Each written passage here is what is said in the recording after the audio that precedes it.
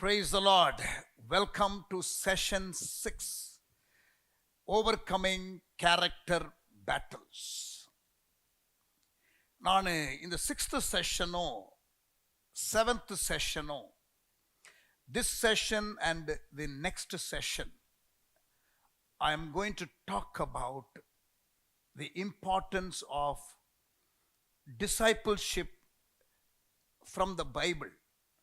பைபிள்ல சீஷத்துவம் என்ற காரியத்தை குறித்து நமக்கு எவ்வளவு வலியுறுத்தப்பட்டிருக்கிறது, எவ்வளவு முக்கியம் என்ற காரியத்தை நான் இந்த செஷன்லையும் நெக்ஸ்ட் செஷன்லையும் பேச போகிறேன்.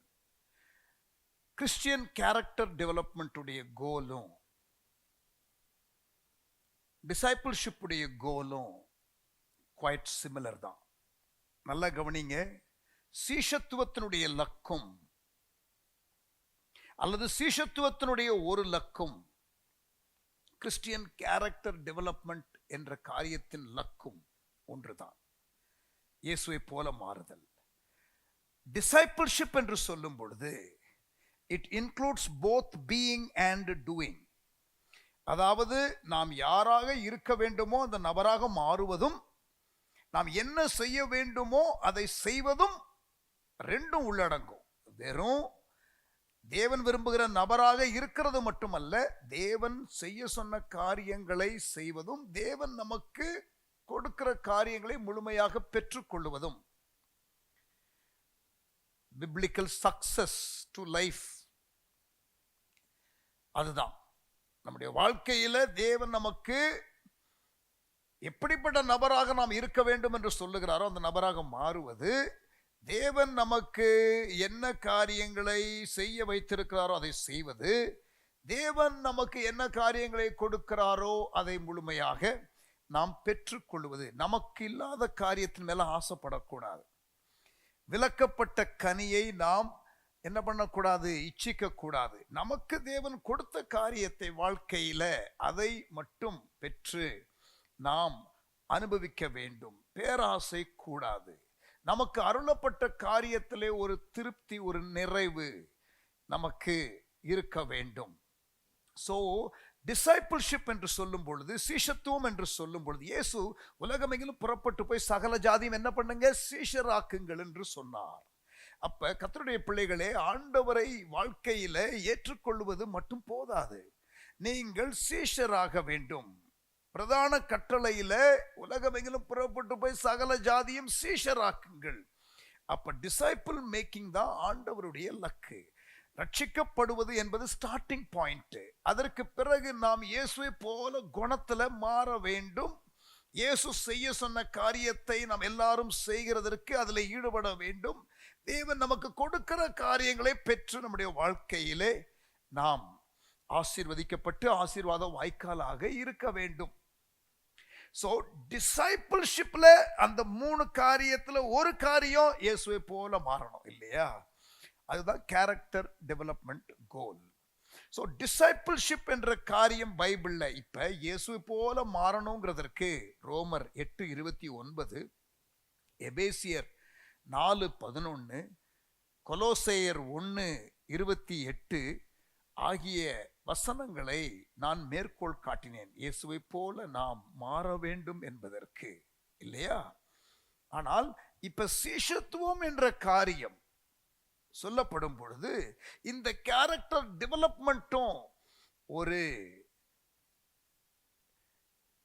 முக்கியமான ஒரு காரியமாக அதில் இருக்கிறபடியினாலே சீஷத்துவம் வலியுறுத்தப்பட்டிருக்கிற இடத்தை நான் காட்ட விரும்புகிறேன். ஏனென்றால் இந்த கேரக்டர் டெவலப்மெண்ட் என்பது ஆண்டவருக்கு எவ்வளவு முக்கியம் என்பதை அது உங்களுக்கு வலியுறுத்துகிற காரியமாக இருக்கிறது. முதலாவது, புறப்பட்டு போங்கள் என்று ஆண்டவர் சொல்லும் பொழுது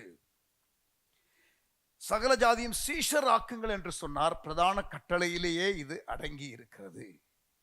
பவுல் அப்போஸ்தலன் மிஷனரி ஊழியத்தை செய்யும் பொழுது, when Paul was involved in missionary journey, நல்ல கவனிங்க, 5 காரியத்தை செய்தார். He did 5 things. அப்போஸ்தலர் 14ஆம் அதிகாரம் 21 23 நல்லா கவனிக்கணும். அப்போஸ்தலர் 14 21 23 அவர் மிஷனரி ஊழியத்தில் செய்த 5 காரியங்கள். வட இந்தியாவிலே மிஷனரி ஊழியத்தை செய்கிற எங்களுடைய மிஷனரிகளுக்கு, அங்கே உள்ள சுதேசி ஊழியர்களுக்கு நான் அடிக்கடி ஞாபகமூட்டுகிற காரியம் இந்த வசன பகுதி. இந்த 5 காரியத்தை பவுல் ஒரு மிஷனரியாக இருந்தவர் செய்தார். நம்முடைய ஊழியத்தில் இந்த 5 காரியங்களை நாம் செய்கிறோமா என்பதை அவ்வப்பொழுது ஆய்வு செய்து பார்க்க வேண்டும் என்று நான் சொல்லுவேன். கவனியுங்கள். Acts chapter 14 verse 21. அந்த பட்டணத்தின் எல்லைக்குள் அவர்கள் போன உடனே, கவனிங்க, அந்த பட்டணத்தில் அவர்கள் சுவிசேஷத்தை பிரசங்கித்து, ஃபர்ஸ்ட் என்ன நடக்குது? Gospel sharing. இரண்டாவது என்ன நடக்குது? அநேகரை சீஷராக்கின பின்பு. இங்க பாருங்க, ஃபர்ஸ்ட் காஸ்பல் ஷேரிங், ஃபர்ஸ்ட் சுவிசேஷம் பகிர்ந்து கொள்ளுதல். இரண்டாவது மேக்கிங் டிசைபிள்ஸ், அநேகரை சீஷராக்கின பின்பு. மூன்றாவது 22ஆம் வசனம் தமிழ் பைபிள்ல, ஆக்ட்ஸ் 14, சீஷருடைய மனதை திடப்படுத்தி, சீஷருடைய மனதை திடப்படுத்தி, சீஷத்துவம் என்ற காரியத்திற்குள்ள வந்ததற்கு பிறகு அது ஒரு கடினமான பாதை. அந்த பாதை வழியாக போகும் பொழுது பல சோர்வுகள் வர வாய்ப்புண்டு. அப்படிப்பட்ட பாதையிலே போகிறவர்கள், அந்த கடினமான பாதையிலே போகிறவர்கள் சோர்ந்து நின்று விடாதபடிக்கு அவர்களை திடப்படுத்த வேண்டியது ஒரு அவசியமான காரியமாக இருக்கிறது. கவனியுங்கள், சீஷருடைய மனதை திடப்படுத்தி, இதைத்தான் CSI திருச்சபைகளே திடப்படுத்துதல் என்று சொல்லுவார்கள். அவர்கள் சொல்லுகிற திடப்படுத்துதலும் இங்கே உள்ள திடப்படுத்துதலும் வேற காரியம்தான். பெந்தேகோஸ்தே சபைகளை திடப்படுத்தலுங்கிற கான்செப்டே கிடையாது, அது இன்னொரு காரியம்.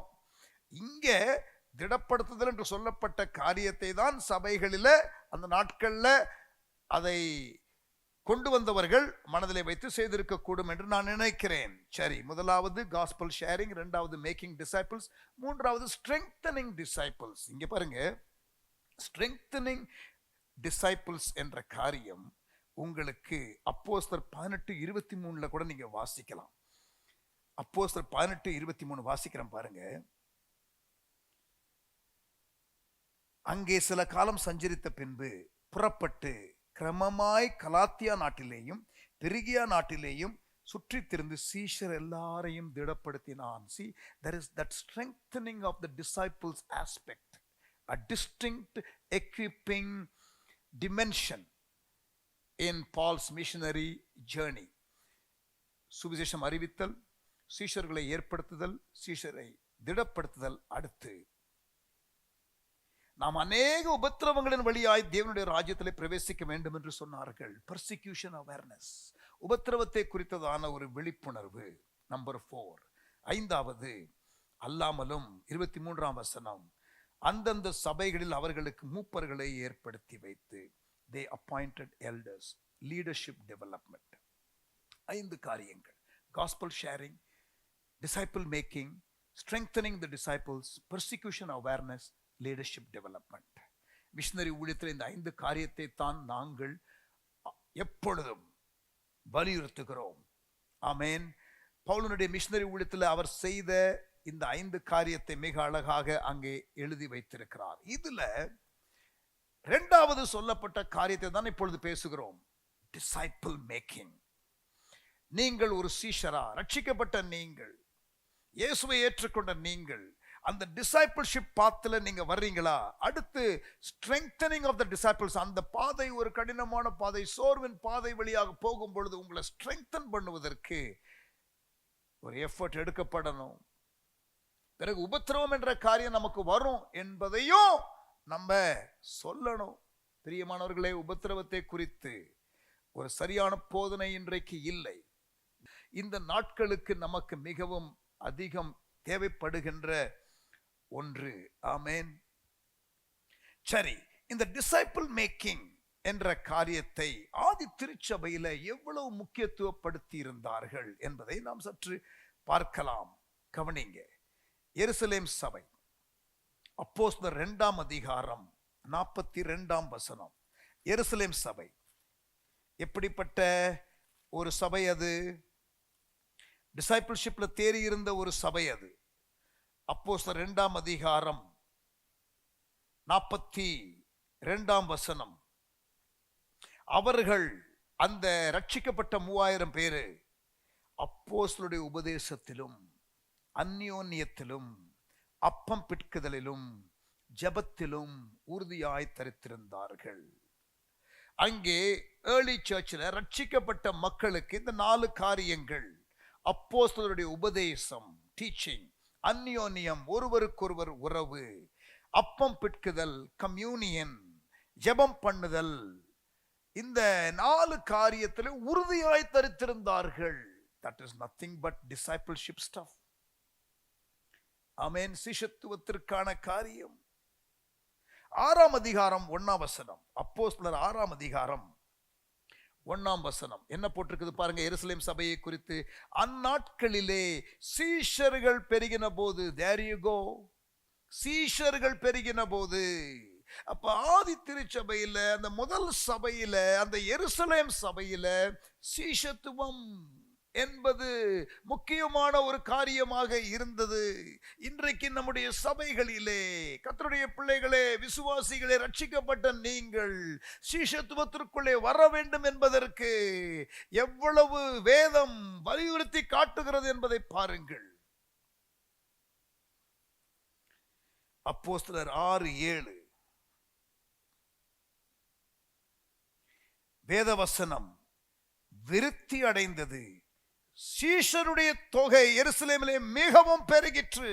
6:1 சீஷர்கள் பெருகி இருந்தார்கள் என்றும், பிறகு சபையிலே நிர்வாக சீரமைப்பு நடந்த பிறகு 7ஆம் வசனத்திலே சீஷருடைய தொகை எருசலேமிலே மிகவும் பெருகிற்று.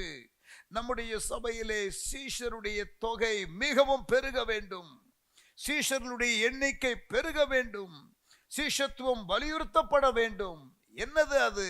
இயேசுவை போல குணத்துல மாறணும் என்ற காரியத்தை வலியுறுத்துவதும், இயேசு சொன்ன காரியத்தை நம்முடைய வாழ்க்கையிலே செய்ய வேண்டும் என்ற காரியத்தை வலியுறுத்துவதும், தேவன் நமக்கு அளந்து கொடுக்கிற காரியங்களை முழுமையாக பெற்றுக்கொள்ளுவதும், அதை அவர் விரும்புகிற விதமாக செலவழிப்பதும், இதுதான் சீஷத்துவம்.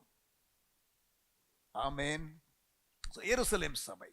பிறகு அந்தியோகியா சபைக்கு வருவோம். அடுத்து உள்ள சபை தி ஆன்டியோக் சர்ச். அப்போஸ்தலர் 11:26 Acts 11:26. அவர்கள் ஒரு வருஷ காலமாய் சபையோட கூடியிருந்து அநேக ஜனங்களுக்கு உபதேசம் பண்ணினார்கள். அநேக ஜனங்களுக்கு உபதேசம் பண்ணினார்கள். யாரு? பவுலும் பர்னபாவும். அந்தியோகியாவிலே ஆரம்பிக்கப்பட்ட சபையை பார்க்க வந்த பர்னபா இப்பொழுது வனாந்திரத்திலே இருக்கிறதான பவுலை அழைத்து வந்து இருவரும் சேர்ந்து ஒரு வருட காலம் டீச் பண்றாங்க நியூ பிலீவர்ஸுக்கு. முதல் அந்தியோகியாவிலே சீஷர்களுக்கு கிறிஸ்தவர்கள் என்கிற பெயர் வழங்கிற்று. ஒரு வருஷம் டீச் பண்ணாங்க நியூ பிலீவர்ஸுக்கு. அவர்கள் டிசைபிள் ஆகிட்டாங்க. சீஷத்துவத்திற்கு, டிசைபிள்ஷிப்புக்கு டீச்சிங் தேவை, வேர்ட் ஆஃப் காட் டீச்சிங் தேவை, அப்போஸ்தலர் உபதேசம் தேவை. இருக்கிறீங்களா? ஆமென். அந்தியோகியா சபையை குறித்து இன்னொரு காரியம் சொல்றேன், கவனிங்க. 14ஆம் அதிகாரம் 28ஆம் வசனம். பவுல் மிஷனரி ஊழியத்தை முடித்து திரும்பி வருகிறார். எங்கிருந்து புறப்பட்டு போகிறார்? அந்தியோகியா சபையிலிருந்து தான் புறப்பட்டு போகிறார். அந்தியோகியா சபைக்கு திரும்பி வருகிறார். திரும்பி வரும்பொழுது அங்கே என்ன நடக்கிறது? வசனம் 28, ஆக்ட்ஸ் சாப்டர் 14. அங்கே சீஷருடனே கூட அநேக நாள் சஞ்சரித்திருந்தார்கள். Antioch church had disciples who received Paul and his company of missionaries when they came back from the missionary journey. அந்தியோகியா சபை என்று சொல்லும் பொழுது அங்கே சீஷர்கள் இருந்தார்கள். எருசலேம் சபையிலே சீஷர்கள் இருந்தார்கள், அந்தியோகியா சபையிலே சீஷர்கள் இருந்தார்கள். அடுத்து let us look at Acts chapter 17 and verse 11. 17ஆம் அதிகாரம் 11ஆம் வசனம். அந்த பட்டணத்தார் எந்த பட்டணத்தார்? பெரேயா பட்டணத்தார் மனோவாஞ்சையாய் வசனத்தை ஏற்றுக்கொண்டு காரியங்கள் இப்படி இருக்கிறதா என்று தினந்தோறும் வேத வாக்கியங்களை ஆராய்ந்து பார்த்ததினால் தெசலோனிக்கேயிலே உள்ளவர்களை பார்க்கிலும் நற்குணசாலிகளாக இருந்தார்கள். கேரக்டர்ல அவர்கள் தேறி இருந்தார்கள். Why? How?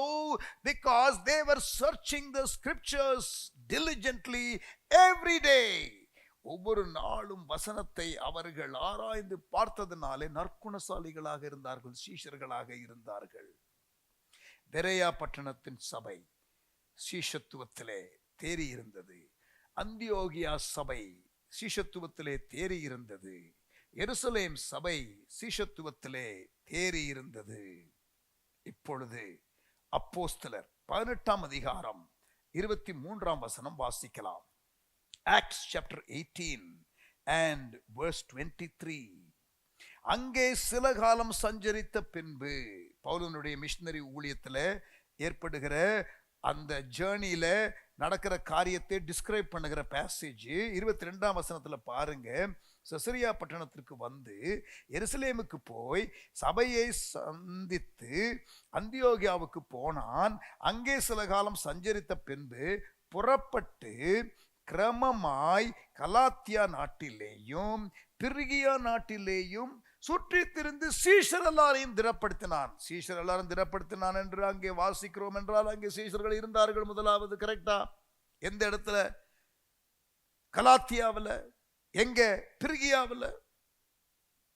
அப்ப பவுல் எங்கெல்லாம் ஊழியத்திற்கு போனாரோ அந்த இடத்துல எல்லாம் சீஷத்துவம் இருந்தது. அதைத்தான் இந்த நாட்களிலே மறுபடியுமாக ஆவியானவர் வலியுறுத்துகிறார். அதனாலதான் இந்த போதனை, பிரியமானவர்களே, நீங்கள் சீஷர்களாக மாறுவதற்கு, இயேசுவை போல நீங்கள் மாறுவதற்கு வேதம் எவ்வளவு முக்கியத்துவத்தை கொடுக்கிறது என்பதை நான் காட்டிக் கொண்டிருக்கிறேன். பிராக்டிக்கலா பல காரியங்களை, கான்செப்சுவலா பல காரியங்களை நாம் பார்த்தோம். அடுத்த செஷன்ல இயேசு சீஷத்துவத்தை குறித்து சொன்ன 2 பகுதியை நான் உங்களுக்கு காட்டப் போகிறேன். I'm going to show you 2 passages from the teachings of Jesus where he clearly talks about discipleship. சீஷத்துவத்தை குறித்து, யார் அவருக்கு சீஷராய் இருப்பார்கள், யார் அவருக்கு சீஷராய் இருக்க மாட்டார்கள் என்பதை குறித்து மிக தெளிவாய் இயேசு பேசி இருக்கிறார். ஆமென். சோ எருசலேம் சபை, அந்தியோகியா சபை, கலாத்தியா சபை, பிரிகியா சபை, பெரேயா பட்டணத்து சபை. இப்ப அப்போஸ்தலர் 21:16, அப்போஸ்தலர் 21:16, Acts 21 and verse 16. செசரியா பட்டணத்திலே உள்ள சீஷரில் சிலர், there you go, செசரியா பட்டணத்திலே சீஷர் சிலர் எங்களுடனே கூட வந்ததுமன்றி சீப்ரு தீவானாகிய மினாசோன் என்னும் ஒரு பழைய சீஷனிடத்திலே நாங்கள் தங்கும்படியாக அவனையும் தங்களோட கூட்டிக் கொண்டு வந்தார்கள். செசரியா பட்டணத்திலே சீஷர்கள்,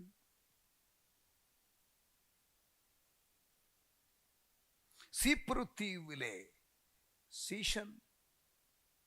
பாருங்க, அப்ப ஏர்லி சர்ச்ல எங்கெல்லாம் சபை இருந்ததோ அங்கெல்லாம் சீஷர்கள் இருந்தார்கள். எருசலேம் சபை, அந்தியோகியா சபை, பெரேயா சபை, பிரிகியா சபை, கலாத்தியா சபை, செசரியா சபை, சீப்ரு தீவு சபை. அப்போஸ்தலர் 21 வசனம் 3-4, Acts 21 verse 3 and verse 4.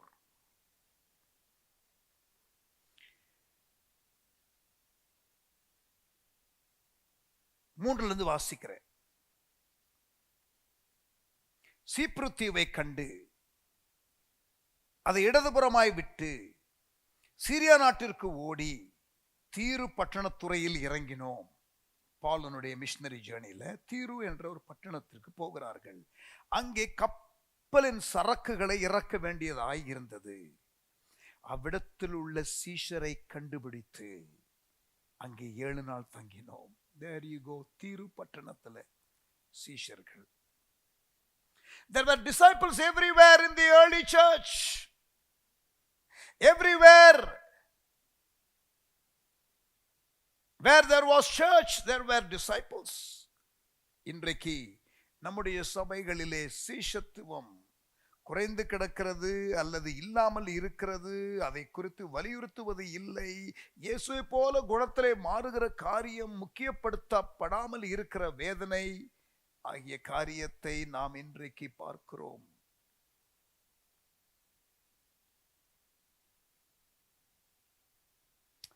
Amen. Discipleship is very, very important. பைபிள்ல டிசைபிள்ஷிப் என்று வரும் பொழுது அது எப்படி நடந்தது? How did it happen? It happened not through content transfer. It happened not through academic syllabus completion.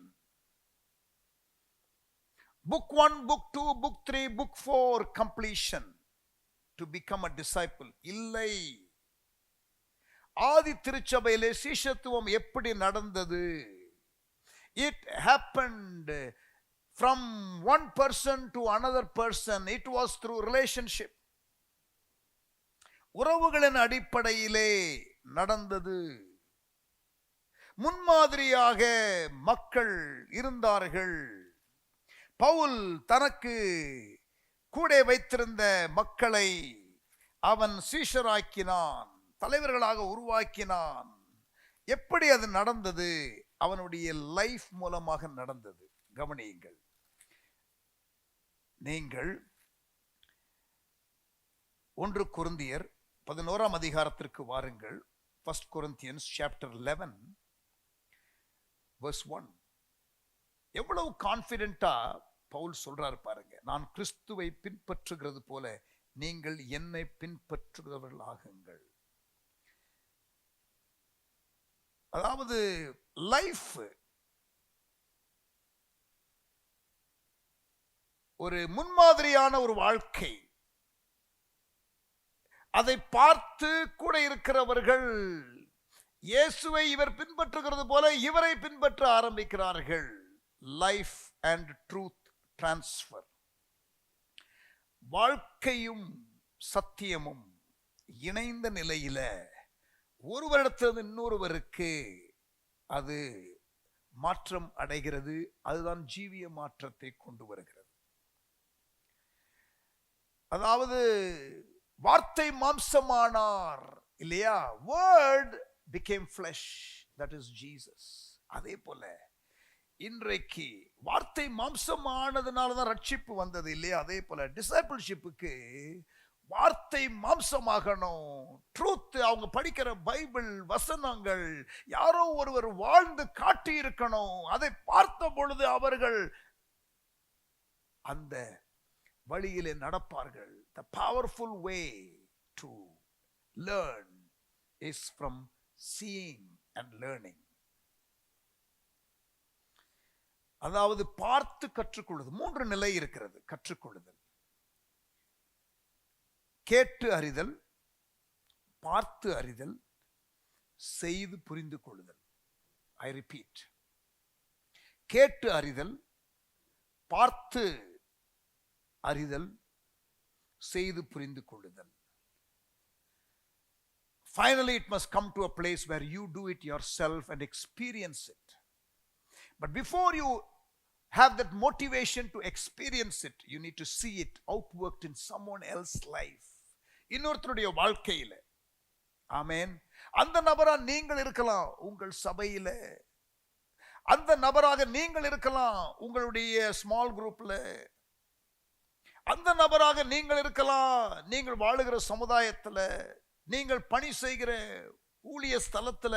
I don't know who you are, but then wherever you are, you learn from others who have gone ahead and you also replicate the same Christian behavior, life, where people get inspired and follow you.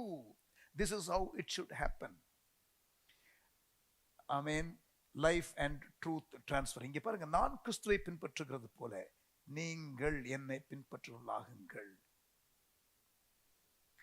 Pavul மறுபடியும் இதை பல இடத்திலே சொல்லுகிறார். 1 கொரிந்தியர் 4:16 என்ன சொல்லுகிறார் பாருங்கள். 1 Corinthians 4 and verse 16. ஆகையால் என்னை பின்பற்றுகிறவர்கள் ஆகுங்கள் என்று உங்களுக்கு புத்தி சொல்லுகிறேன். You should be so confident to be able to say that. You should be really confident to be able to say that. நீங்க எவ்வளவு தைரியமா நீங்க இந்த காரியத்தை சொல்றீங்க. அந்த காரியத்தை அவ்வளவு தைரியமா சொல்றதற்கு உங்க லைஃப் அவ்வளவு கிளீனா இருந்திருக்கணும் இல்லையா? Paul had that confidence. என்னை பின்பற்றுவர்களாகுங்கள் என்று உங்களுக்கு புத்தி சொல்லுகிறேன். 1 கொரிந்தியர் 4:16. 1 கொரிந்தியர் 11:1 நான் கிறிஸ்துவை பின்பற்றுகிறது போல நீங்கள் என்னை பின்பற்றுவர்களாகுங்கள். 1 தெசலோனிக்கேயர் 1:6. 1 Thessalonians 1:6. நீங்கள் மிகுந்த உபத்திரவத்திலே பரிசுத்தாவின் சந்தோஷத்தோட திருவசனத்தை ஏற்றுக்கொண்டு எங்களையும் கர்த்தரையும் பின்பற்றுகிறவர்களாகி. வாவ், எவ்வளவு கான்பிடென்டா தெசலோனிக்கேயருக்கு எழுதும் பொழுது பவுல் சொல்றாருல, திருவசனத்தை நீங்கள் ஏற்றுக்கொண்டு பரிசுத்தாவின் சந்தோஷத்தோட. நீங்கள் ரொம்ப உபத்திரவப்பட்டீங்க ஆரம்பத்தில், சபை ஆரம்பிக்கிற நேரத்தில். அந்த கோர் பிலீவர்ஸ் பல உபத்திரத்தினுடைய கடந்து போனாங்க. நீங்க வாசிச்சு பாருங்க, தெசலோனிக்கா சபை ஆரம்பிக்கப்படும் பொழுது என்ன பிரச்சனை இருந்தது என்று அப்போஸ்தலர்ல நீங்க வாசிச்சீங்கன்னா உங்களுக்கு தெரியும். when you read the book of Acts where the Thessalonica church was started in Acts chapter 17, அப்போஸ்தலர் 17 தெசலோனிக்கா சபை ஆரம்பிக்கும் பொழுது அங்கே ஏற்பட்ட பிரச்சனை பாருங்கள். You can read that in the first few verses of Acts 17. தெசலோனிக்கா சபை ஆரம்பிக்கும் பொழுது ஏற்பட்ட உபத்திரவம் இப்பொழுது எழுதுகிறார் பாருங்கள். அந்த சபைக்கு பிறகு கடிதம் எழுதும் பொழுது நீங்கள் மிகுந்த உபத்திரவத்திலே பரிசுத்தாவின் சந்தோஷத்தோட திருவசனத்தை ஏற்றுக்கொண்டு எங்களையும் கர்த்தரையும் பின்பற்றுகிறவர்களாகி. ரிப்பீட்டடா பவுல் அவரை பின்பற்றுகிறதை குறித்து சொல்லுகிறார். அப்படிப்பட்டதான லீடர்ஸ் இன்றைக்கு தேவை. அப்படிப்பட்டதான மூத்த விசுவாசிகள் தேவை. அப்படிப்பட்டதான ஆவிக்குரிய அண்ணன்மார், அக்காமார், ஆவிக்குரிய uncles and aunties சபையில தேவை. so that the younger generation can look at you and follow.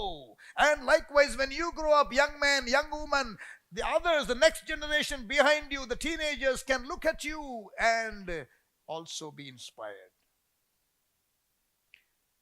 Amen. கலாத்தியர் 4:12. Galatians chapter 4 and verse 12. கலாத்தியர் 4:12. சகோதரரே, என்னை போல் ஆகுங்கள் என்று உங்களை வேண்டிக் கொள்ளுகிறேன். ஆமென். So repeated பவுல் சொல்லுகிறதை கவனிங்கள். 2 தெசலோனிக்கேயர் 3ஆம் அதிகாரம். 2 தெசலோனிக்கேயர் 3ஆம் அதிகாரம். 2 Thessalonians chapter 3 verse 7 and verse 9. இன்ன விதமாய் எங்களை பின்பற்ற வேண்டும் என்று நீங்கள் அறிந்திருக்கிறீர்களே, நாங்கள் உங்களுக்குள்ளே ஒழுங்கற்று நடவாமலும்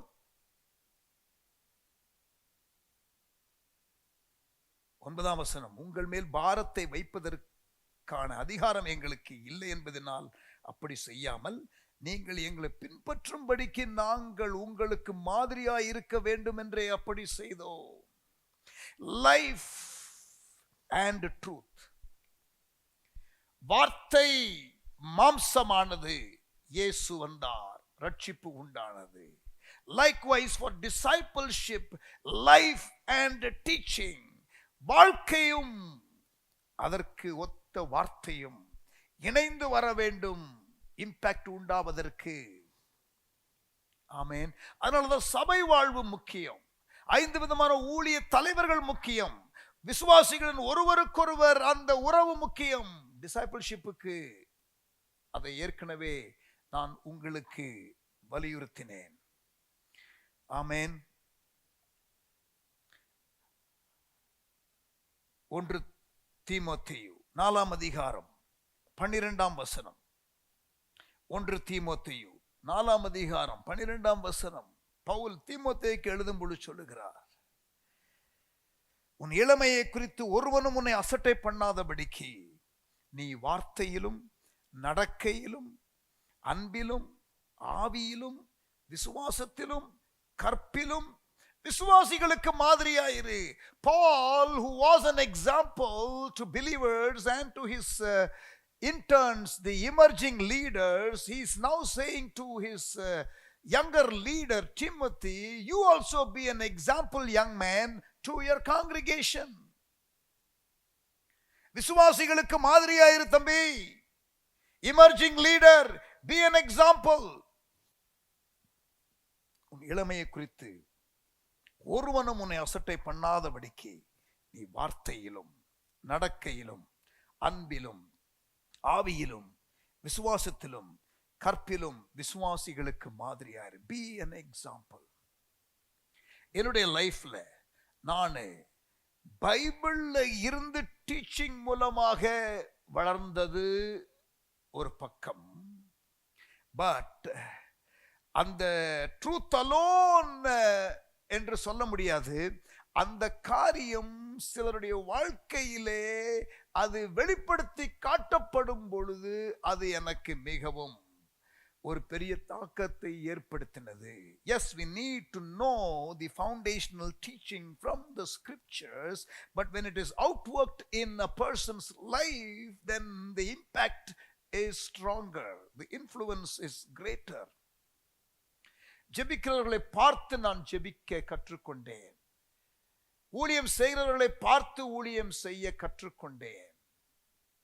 ஆண்டவருக்காக பேஷனேட்டா இருக்கிறதை பார்த்து நானும் ஆண்டவருக்குள் பேஷனேட்டாக நான் மாறி மாறி வருகிறேன். Leaders who have lived an exemplary life have impacted me. அதே போல பிரியமானவர்களே, நாமும் மற்றவர்களுக்கு ஒரு இன்ஸ்பிரேஷனாக ஆண்டவருடைய கிருபையினால hopefully I am an inspiration for some leaders who are around me.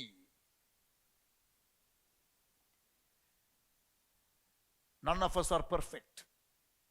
Jesus was perfect, but none of us are perfect.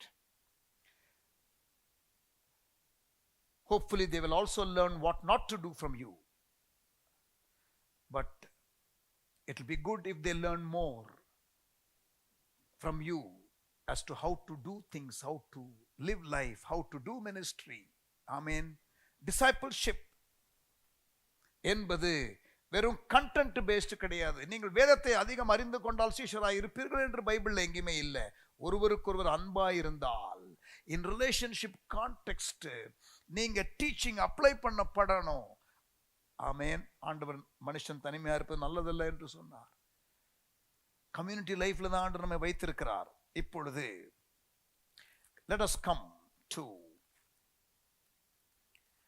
முதலாவது தெசலோனிக்கேயர் எடுத்துக்கொள்ளுங்க. இங்கே வசனம் 5 முதல் 8 வரை நான் வாசித்து சில காரியத்தை நான் அடிகோடிட்டு உங்களுக்கு காட்டப் போகிறேன். Turn your Bibles to 1 Thessalonians chapter 1. 1 தெசலோனிக்கேயர் 1 அதிகாரம். பவுல் தெசலோனிக்கே சபைக்கு எழுதுகிற கடிதம். என்ன எழுதுகிறார் என்று பார்ப்போம். எங்கள் சுவிசேஷம் உங்களிடத்திலே வசனத்தோட மாத்திரமல்ல. எங்கள் சுவிசேஷம் உங்களிடத்தில் வசனத்தோடு மாத்திரமல்ல, வல்லமையோடும் பரிசுத்த ஆவியோடும் முழு நிச்சயத்தோடும் வந்தது. நாங்களும் நல்லா கவனிக்கணும். நாங்களும் உங்களுக்குள்ளே இருந்தபோது உங்கள் நிமித்தம் எப்படிப்பட்டவர்களாய் இருந்தோம் என்று அறிந்திருக்கிறீர்களே. இங்க பாருங்க, எங்கள் சுவிசேஷம், அது வேர்ட். இப்ப அதே 5ஆம் வசனத்துல பின்பகுதி, நாங்களும் உங்களுக்குள்ளே இருந்தபோது எங்கள் நிமித்தம் எப்படிப்பட்டவர்களாய் இருந்தோம் என்று அறிந்திருக்கிறீர்களே. Life, word and life. truth and life transfer to the Thessalonians by Paul. வசனம் 5. ஆமென். 6ஆம் வசனம். நீங்கள் மிகுந்த உபத்திரவத்திலே பரிசுத்த ஆவியின் சந்தோஷத்தோட திருவசனத்தை ஏற்றுக்கொண்டு, இங்க பாருங்க வேர்ட், திருவசனத்தை ஏற்றுக்கொண்டு எங்களையும் கர்த்தரையும் பின்பற்றுபவர்களாகி, அங்க லைஃப் அகெயின் வசனம் 6ல truth and life. But take it further, வசனம் 7. இவ்விதமாய் மகதோனியாவிலும் ஆகாயாவிலும் உள்ள விசுவாசிகள் யாவருக்கும் மாதிரிகளானீர்கள். நீங்க என்னுடைய மாதிரியை பார்த்து நீங்கள் இன்ஸ்பயர் ஆனது மட்டுமல்ல, நீங்கள் என்னுடைய லைஃபை நீங்கள் வசனத்தை கேட்டதோடு கூட பார்த்து இன்ஸ்பயர் ஆகி இம்பாக்ட் ஆகி, இப்ப நீங்க 7ஆம் வசனம், மகதோனியாவிலும் ஆகாயாவிலும் உள்ள விசுவாசிகள் யாவருக்கும் மாதிரிகளானீர்கள். This church, Thessalonian church, has also had an influence and impact in another region. மகதோனியாவிலும் ஆகாயாவிலும் உள்ள விசுவாசிகள் யாவருக்கும் மாதிரிகளானீர்கள். 8ஆம் வசனம், எப்படி எனில் உங்களிடத்தில் இருந்த கர்த்தருடைய வசனம் மகதோனியாவிலும் ஆகாயாவிலும் துனித்ததும் அல்லாமல். அப்ப நீங்க போயிட்டு வசனத்தையும் சொன்னீங்க, மாதிரிகளாகவும் இருந்தீங்க. Again word and life, again truth and life transfer. ஆமென். அப்ப நீங்க 1 தெசலோனிக்கேயர் 1ஆம் அதிகாரம் 5, 6, 7, 8 இந்த 4 வசனத்துல ரிப்பீட்டடா இந்த லைஃப் அண்ட் ட்ரூத் டைனாமிக்ஸை நீங்கள் பார்க்கிறீர்கள். அப்போஸ்தலனாகிய பவுல் கடைசியா அவரு சிறைவசம் போகிறார், பிடிக்கப்பட போகிறார், கொலை செய்யப்பட போகிறார் என்று தீர்க்க தரிசனமாக அவருக்கு அறிவிக்கப்படுகிறது. அவர் எருசலேமுக்கு ஆகிலும் போக வேண்டிய ஒரு வழிநடத்துதலை அவர் பெற்றுக்கொண்டு அவர் போகிறதற்கு முன்பதாக கடைசியா எபேசு பட்டணத்திலே இருக்கிறதான விசுவாசிகளை அவர் பார்க்க முடியவில்லை, ஏனென்றால் டைம் இல்லை. ஆனால் எபேசில் உள்ள மூப்பர்களையாவது பார்க்க வேண்டும் என்று ஆசைப்பட்டு அவர்களை வர சொல்லுகிறார். ஒரு குறிப்பிட்ட பக்கத்தில் உள்ள ஒரு எல்லையில அவர்கள் வருகிறார்கள். பாருங்க, அப்போஸ்தலர் 20:17, மிலேத்துவிலிருந்து அவன் எபேசுவுக்கு ஆள் அனுப்பி சபையின் மூப்பரை வரவழைத்தான். எபேசு பட்டணத்தில் பல வருஷம் ஊழியம் செய்திருக்கிறார் பவுல். இப்பொழுது அங்கே உள்ள ஊழியர்களை வரவழைத்து அவரிடத்துல பேசுகிறான். என்ன பேசுகிறான் கவனிங்க. கடைசியா ஃபேர்வெல் ஸ்பீச், அதெல்லாம் நீங்க படிச்சு பார்க்கலாம். Paul's farewell to the Ephesian elders, வசனம் 13 to 38 வரைக்கும். இப்ப அதுல சொல்லுகிற ஒரு வார்த்தையை கவனியுங்கள். வசனம் 20, பிரயோஜனமானவைகளில் ஒன்றையும் நான் உங்களுக்கு மறைத்து வைக்காமல் வெளியரங்கமாக வீடுகள் தோறும் உங்களுக்கு பிரசங்கித்து உபதேசம் பண்ணி, பிரயோஜனமானது ஒன்றையும் நான் மறைக்கல. My life was transparent. You were able to see everything. 26ஆம் வசனம், தேவனுடைய ஆலோசனையில் ஒன்றையும் நான் மறைத்து வைக்காமல் எல்லாவற்றையும் உங்களுக்கு அறிவித்தபடியினால். He was sharing everything, was sharing life with the believers. இப்ப இயேசு சீஷர்களை எப்படி உருவாக்கினார்? How did Jesus develop the disciples? Mark 3ஆம் அதிகாரம், மார்க் 3ஆம் அதிகாரம் 13ஆம் வசனம் துவங்கி 15ஆம் வசனம் வரை 12 சீஷர்களை இயேசு தெரிந்தெடுக்கிற காரியத்தை நாம் இங்கே வாசிக்கிறோம். அவர் தமக்கு சித்தமானவர்களை தம்மிடத்திலே வரவழைத்தார். 12 சீஷர்கள். அப்பொழுது அவர் 12 பேரை தெரிந்து கொண்டு, வசனம் 14, மார்க் 3ஆம் அதிகாரம், அவர்கள் தம்மோடு கூட இருக்கவும் அவர்களை உருவாக்குவதற்கு அவர் தம்மோடு கூட இருக்க அவர் தெரிந்து கொண்டார். Only those who are very close with the disciple maker, they can be discipled. Relationship is so important in discipleship. இயேசு 3 வருட காலம்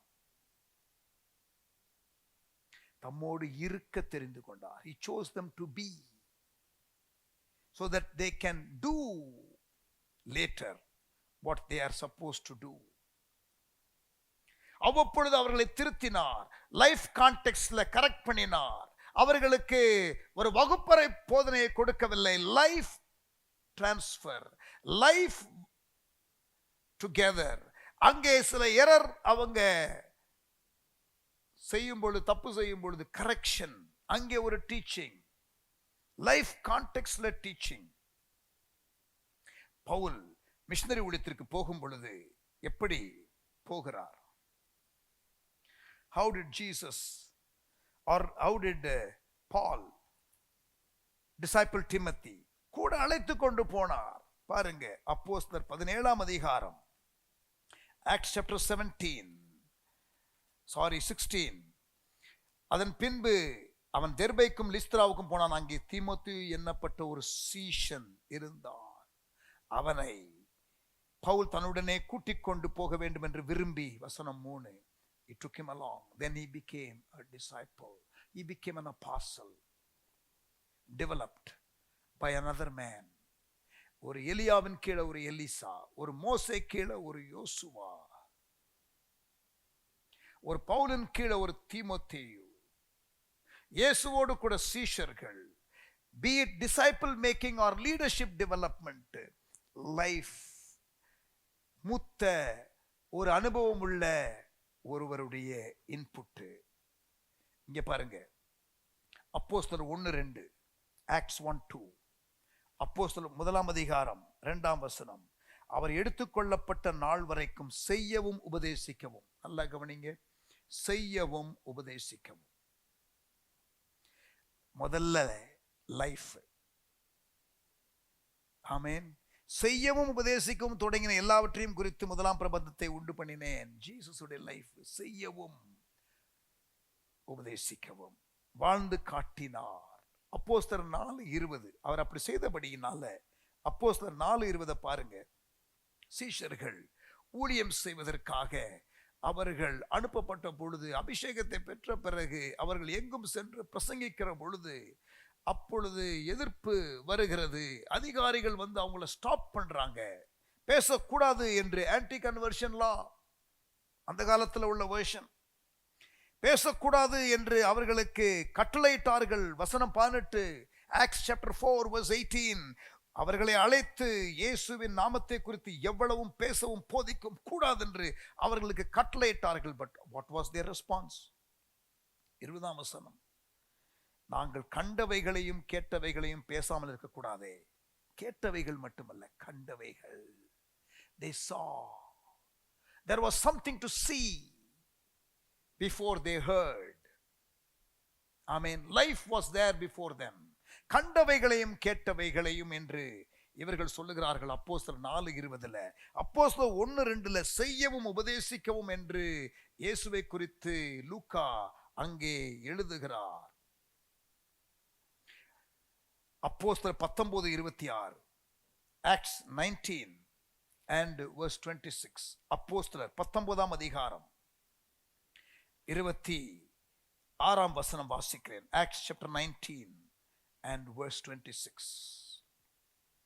இப்படி இருக்க கைகளினால் செய்யப்பட்ட தேவர்கள் அல்லவென்று இந்த பவுல் என்பவன் சொல்லி, எபேசுவிலே மாத்திரமல்ல கொஞ்சம் குறைய ஆசியா எங்கும் அநேக ஜனங்களுக்கு போதித்து அவர்களை வசப்படுத்தி கொண்டான் என்று நீங்கள் கண்டும் கேட்டும் இருக்கிறீர்கள். The seeing is always there before they heard. Amen. Life was always there with every teaching. வாழ்க்கை இருந்தது அந்த உபதேசத்தோடு கூட. ரொம்ப இன்ட்ரெஸ்டிங்கான ஒரு அப்சர்வேஷன். மார்க் 5ஆம் அதிகாரம் 37 42 படித்து பாருங்கள். இப்பொழுது பார்க்க போவதில்லை, எடுத்து பார்த்து நீங்கள் அப்சர்வ் பண்ணுங்க. மார்க் 5ஆம் அதிகாரம் 37 42 இயேசு செய்கிற ஒரு அற்புதம். அங்கே அற்புதம் செய்யும் பொழுது இயேசு கூட பேதுரு இருக்கிறார். அந்த அற்புதத்தை பார்க்கிறார். இப்ப அதே ஒரு பேட்டர்ன்ல இயேசு என்ன செய்தாரோ மார்க் 5:37 இருந்து 42 அந்த அற்புதம் செய்யும் பொழுது கிட்டத்தட்ட ஆல்மோஸ்ட் டிட்டோ அப்போஸ்தலர் 9ஆம் அதிகாரம் 38 41 நீங்க பார்த்தீங்கன்னா, ஆக்ட்ஸ் சாப்டர் 9 verse 38 to 41 பேதுரு ஒரு அற்புதம் செய்கிறார். Exactly the same way. அந்த ரூமுக்குள்ள போயிட்டு பேதுரு எல்லாரையும் வெளியே போக செய்து, ஞாபகம் இருக்கா? யவிருனுடைய மகள் சுகமாக்கப்படும் பொழுது எல்லாரையும் வெளியில போக சொல்லி இயேசு எப்படி சுகமாக்கினாரோ அதே pattern. See, the seeing somehow stays in your mind. The doing definitely becomes part of you, but just hearing. Confucius என்ற ஒரு சீன தத்துவவாதி, a Chinese philosopher called Confucius, he said this. He said a lot of maxims, like how Thiruvalluvar has given a lot of maxims for Tamil people. 1330 Thirukkural எப்படி திருவள்ளுவர் நமக்கு கொடுத்தாரோ சீன மக்களுக்கு சீன தத்துவவாதி Confucius பல தத்துவங்களை கொடுத்தார். அதுல அவர் சொல்லுகிற ஒரு காரணம் தெரியுமா? I hear and I forget, I see and I remember, I do and I understand. நான் கேட்கிறேன் மறந்து போகிறேன், நான் பார்க்கிறேன் நினைவில் கொள்கிறேன், நான் செய்கிறேன் புரிந்து கொள்கிறேன். Very true. What we hear we forget, what we see we remember, what we do we understand. அப்ப நமக்கு செய்து காட்டுகிற ஒரு நபர் தேவை, நமக்கு செய்ய வாய்ப்பு கொடுக்கிற அனுபவத்தை கொடுக்கிற ஒரு ஆசான் தேவை. திருப்பி சொல்லுகிறேன், we need someone to live the life that we should live. We must have an example, ஒரு முன்மாதிரி. இரண்டாவது, நாம் அப்படிப்பட்ட வாழ்க்கை வாழுவதற்கு வாய்ப்பு தருணம் ஆப்பர்ச்சுனிட்டி கொடுக்கிற ஒரு நபர், ஒரு ஃபெசிலிட்டேட்டர், ஒரு கோச். ஆமென். அப்படித்தான் நாம் உருவாக்கப்படுவோம். ஆக சிஷ்யத்துவம் என்ற காரியம் பைபிள்ல எம்பசைஸ் பண்ணப்பட்டிருக்கிறது. அதுல life and truth dimension very important. நமக்கு முன்பாக இருக்கிற மக்கள், நன்றாக வாழுகிறவர்கள், முன்மாதிரியாக இருக்கிறவர்கள், அவர்களை பார்த்து நீங்கள் வளருங்கள். Be inspired by the giants of faith who went before us, and you also be an example for others to follow. Amen. Praise God. ஆண்டவருடைய நாம் மகிமைப்படுவதாக. கிறிஸ்டியன் கேரக்டர் டெவலப்மெண்ட், இயேசுவை போல குணத்துல மாறுதல் என்ற சப்ஜெக்ட் ஆக இருந்தாலும், the broader aspect, discipleship என்ற ஒரு ஆஸ்பெக்டை பைபிள்ல எவ்வளவு வலியுறுத்தி இருக்கிறது. அதற்கு நமக்கு முன்மாதிரிகள் அவசியம். நமக்கு வாழ்க்கையிலே வாய்ப்புகளை கொடுக்கக்கூடியவர்கள் தேவை என்ற காரியத்தை, லைஃப் அண்ட் ட்ரூத் டிரான்ஸ்ஃபர் முக்கியம் என்ற காரியத்தை நான் இந்த செஷன்ல பேசினது. I think it is very important before we go into all the details of character development. ஜெபம் பண்ணலாமா? நல்ல தகப்பனே, எங்களோடு கூட நீர் பேசின வார்த்தைகளுக்காக நன்றி செலுத்துகிறோம். இன்றைக்கு ஆண்டவரே, நாங்கள் இந்த செஷன்ல ஆண்டவரே அப்போஸ்தலர் நடபடிகள் புஸ்தகத்துல ஆதி திருச்சபையில சீஷத்துவம் எப்படி இருந்தது, பவுல் எப்படி சீஷத்துவத்திலே மக்களை நடத்தினார் என்ற காரியத்தை அதிகம் பார்த்தோம். அடுத்த செஷன்ல இயேசுவே நீர் சீஷத்துவத்தை குறித்து என்ன சொன்னீர் என்பதை நாங்கள் கவனிக்க போகிறோம், பார்க்க போகிறோம். எங்களுக்கு கற்றுத்தாரும், எங்களை தாழ்த்துகிறோம், எங்களை ஒப்புக் கொடுக்கிறோம். தொடர்ந்து ஆண்டவரே இந்த கிறிஸ்டியன் கேரக்டர் டெவலப்மெண்ட் ஸ்டடியை எங்களுக்கு ஆசீர்வதித்து கொடுக்கிறதற்காக ஸ்தோத்திரம். இயேசுவின் நாமத்தில் ஜெபிக்கிறோம் எங்கள் நல்ல பிதாவே. ஆமென். ஆமென். Praise the Lord. God bless you. கர்த்தர் உங்களை ஆசீர்வதிப்பாராக. I'll see you in the next session.